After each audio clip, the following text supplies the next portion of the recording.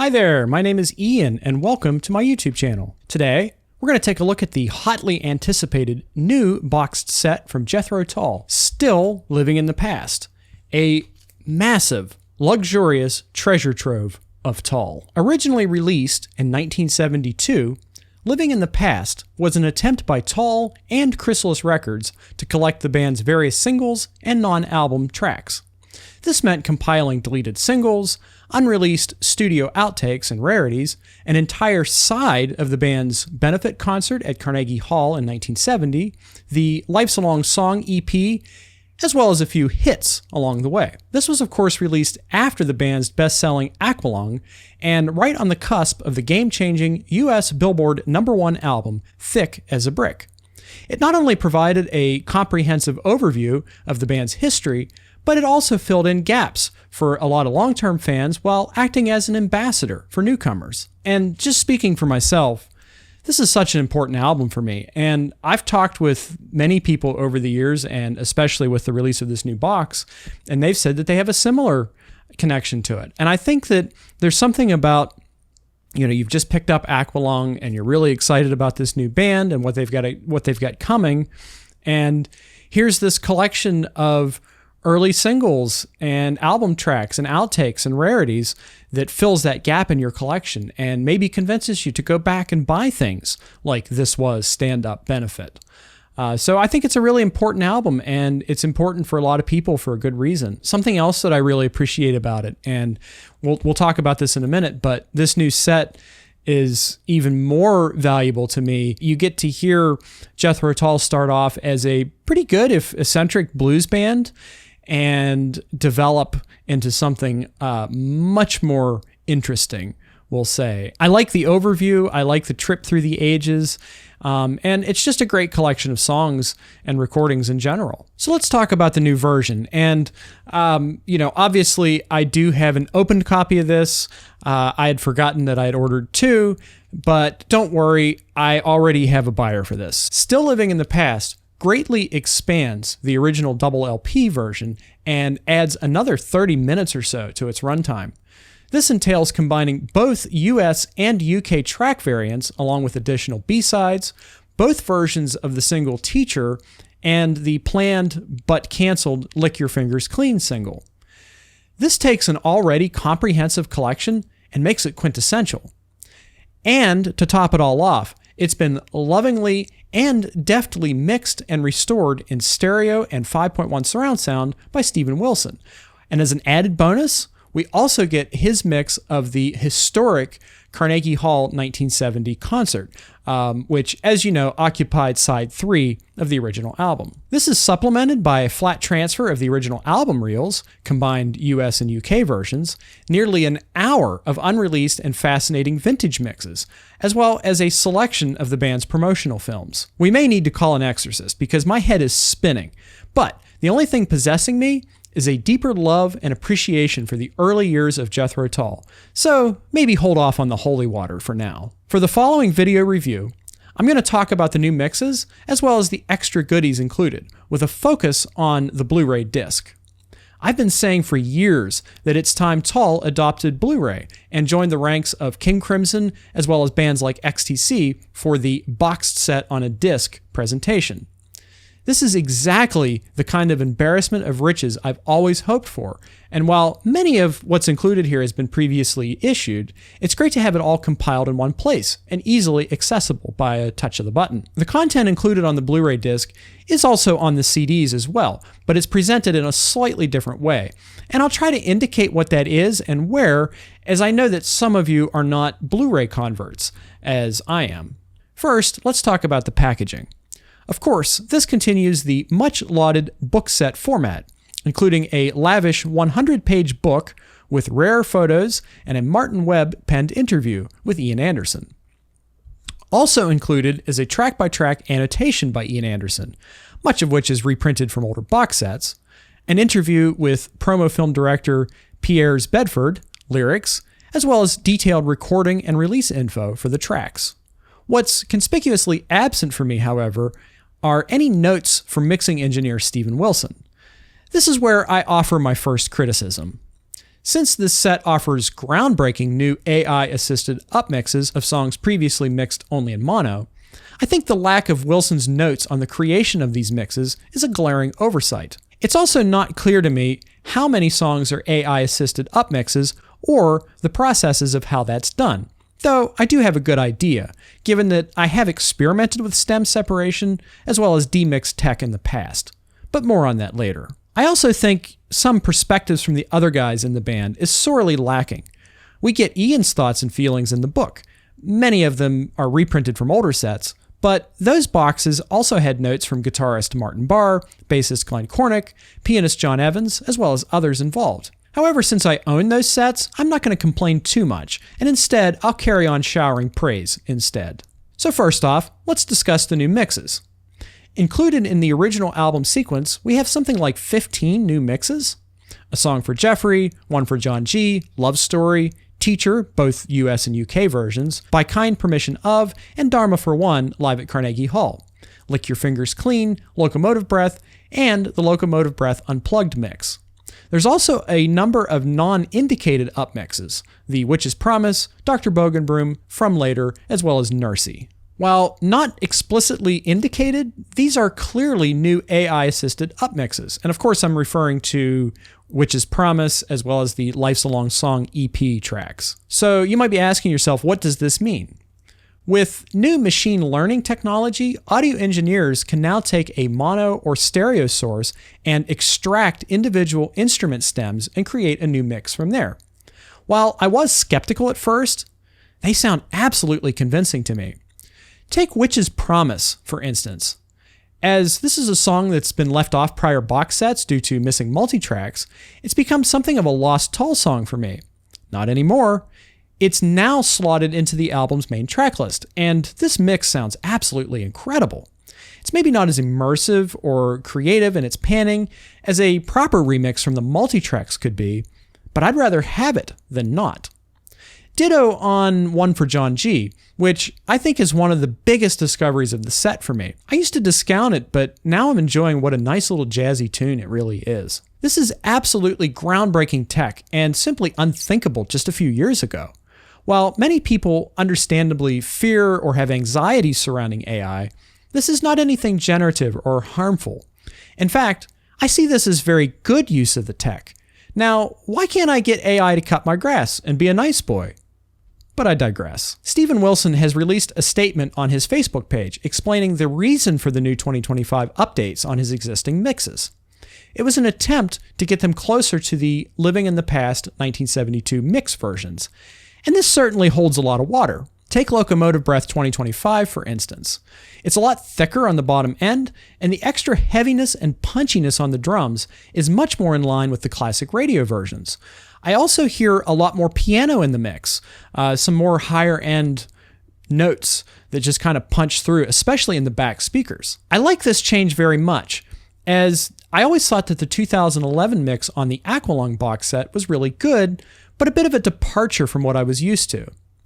Side note, I also really appreciate Wilson's choice to have Ian's flute solo dance around the room in the 5.1 mix. It's similar to how he treated Ian MacDonald's flute in the Atmos version of I Talk to the Wind by King Crimson. That being said, I do think there's a little bit more tech manipulation going on here than what we've been told. I suspect Wilson has used AI stem separation yet again to decouple tracks where the bass and drums were recorded together. Listen to a song for Jeffrey, for instance. There's a lot cleaner separation between the drums and bass, especially in the new mixes. That first time Clive Bunker hits is massive. Also, you might note that the This Was mixes were originally presented in Quad 4.0 and not Surround, whereas here they are clearly 5.1 mixes. I also suspect that the tracks indicated as previously released mixes have been tweaked by Wilson a little bit. There is some precedence for this. In the Yes album Super Deluxe Edition, Wilson admits to tweaking his prior 5.1 mixes a little bit for the newer versions, and I see no reason to believe that he didn't do that here. The older mixes of songs like Wondering Aloud Again, Up to Me, Life's a Long Song, to name a few, seem slightly better dialed in to me, slightly clearer. For instance, maybe there's a little bit more guitar volume on Up to Me than what I remember. The point is, it may say on the packaging that these are old mixes, but it's my belief that Wilson has tweaked the surround versions a little bit to make everything sound a little bit better. You know, tech grows very quickly. Plugins get updated. It might simply be a case of Wilson rendering the old mixes with updated plugins, and you get something that's technically the same mix, but it sounds just a little bit better than before. Also of interest is the new mix of Lick Your Fingers Clean, the infamously canceled final Tull single. It sounds to me like the intent was to mix it just a little bit closer to the 1970 version, which is also included as an extra for the first time, with less emphasis on the shouty backing vocals. It's a nice choice. Then, of course, we have the Carnegie Hall 1970 set. For Tull aficionados, I think that this is the main draw of the set. For one thing, it's not been in print for about 15 years. It was previously issued in 2010 on the stand-up deluxe editions, which were pre-5.1 mixes, at least of the canonical albums. Yes, that version does include a 5.1 mix of Carnegie Hall from Peter Mew, but in addition to that version being very expensive secondhand and, of course, out of print, this new version sounds much, much better. It's also presented unedited, which I'm not sure if this is the first time that it's been presented completely unedited, but it's about 2 hours long, 45 minutes of which is Tull bashing away with exuberance. The rest is tuning, banter, and solos, but I wouldn't have it any other way. I love the fly-on-the-wall approach to this mix. It's not the most immersive thing in the world, but Steven Wilson places you in the audience of Carnegie Hall, with the band positioned up front and the rears mostly reserved for hall ambience and audience noise. It won't be the same experience as the Bursting Out 5.1 mix, but I've grown to appreciate it for the added individual instrument clarity and the you are there time machine experience. Curiously, the Carnegie Hall selections included in the album sequence are presented in a slightly different mix, and I generally hear more stuff in the surrounds. Again, another nice choice. Just ask any Chicago or Jethro Tull fan or band member for that matter, and I'm sure you'll get the same response. The acoustics in the historic Carnegie Hall suck for rock bands, but are wonderful for classical musicians. You can kind of tell that that's the case here, but Wilson's remix reveals a warmer, lively, but nuanced recording. The one thing that stands out the most to me is Clive Bunker's drums. I have a Chicago client who's a drummer, and he and I have been chatting this weekend back and forth about just how overlooked Clive Bunker is as a drummer. Even as a Tull drummer. This box set proves to me once and for all just how underrated he is, even in the context of other Jethro Tull drummers. He's a pounder like, say, John Bonham, but he's intricate. Actually, I've found that he and Barry Barlow are perhaps more similar than they are different. Part of that realization lies in just how well captured and mixed Clive is here. It's the best I've ever heard his drumming to date. I'd extend that comment to the studio tracks as well as the live ones, but especially the live ones sound amazing. Vocally, Ian Anderson is having a great night. This catches him literally in between Benefit and Aqualung. His voice is still developing to me, but he sounds almost exactly like he does on Aqualung. Of course, the flute sounds wonderful and natural.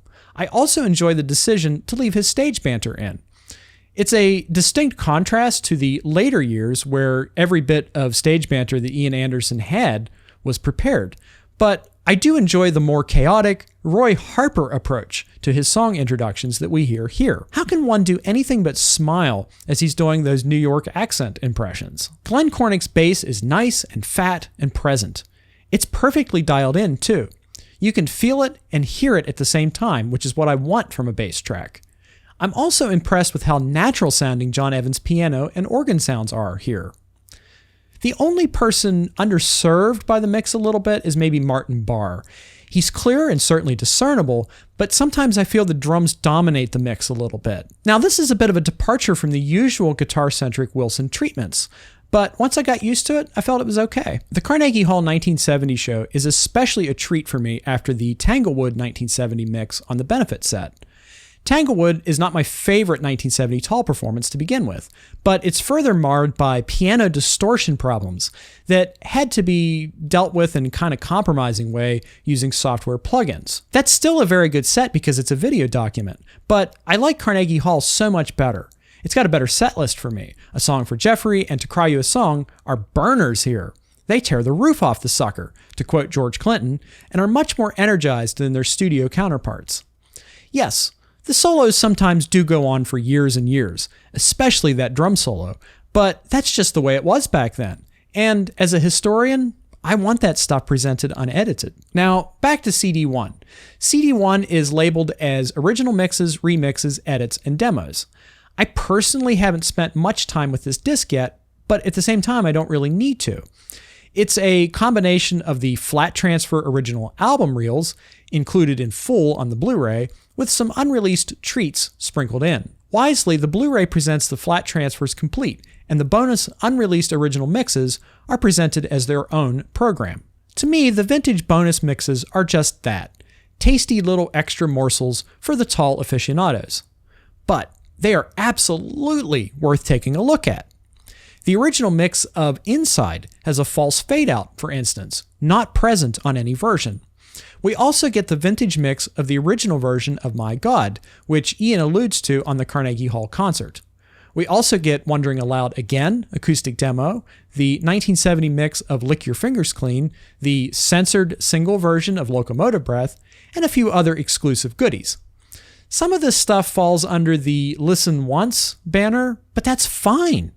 I'm supportive of any gems and goodies that are left in the vault, and I always will be. Do I recommend Still Living in the Past?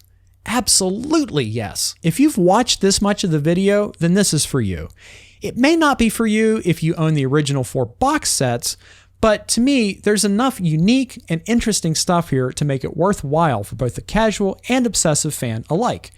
Very much like the original release of Living in the Past itself. Now, obviously, I've said a lot today, but there's much more to say and there's much more to discover. I do intend to spend more time with this in the very near future, and I'd love to do a live stream discussion on it with my friend Jocko. We'd obviously spend more time discussing the stereo remixes because that's what he'd be listening to. So if you have any interest in watching an even more in-depth conversation on this small miracle of a box set, please hit the subscribe button so you don't miss my updates. Furthermore, liking this video gives it further traction in the ever-evolving algorithm machine. Also, feel free to use the comment section below. Let me know your feelings on the new Still Living in the Past box set. I'd love to get a little dialogue going. Till then, it's back to mixing an album for me. Catch you later.